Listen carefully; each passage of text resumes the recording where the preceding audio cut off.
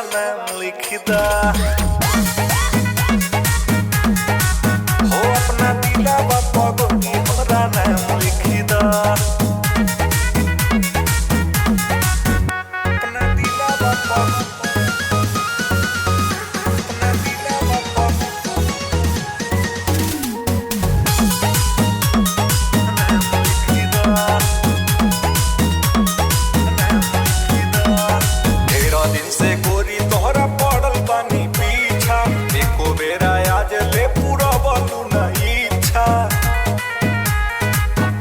पुराना 13 दिन से गोरी तारा पड़ल बानी पीछा।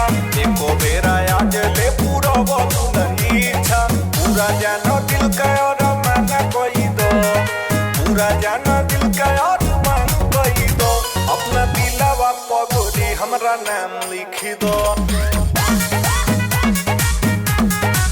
हो अपना दिलवा पगोरी हमरा नाम लिख दो।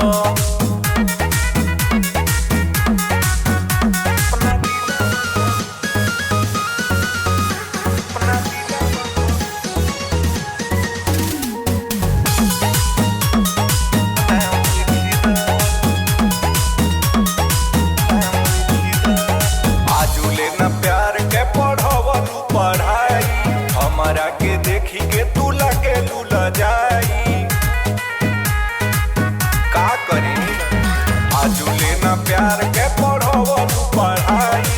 हमारा के देखी के तू लगे लूला जाई। ज्ञानू जी पे कहसान कई दो। धनेश्वर पे कहसान कई दो। अपना दिलवा पगोरी हमरा नाम लिख दो। अपना दिलवा पगोरी हमरा नाम लिख दो। अब लिखिए न दो।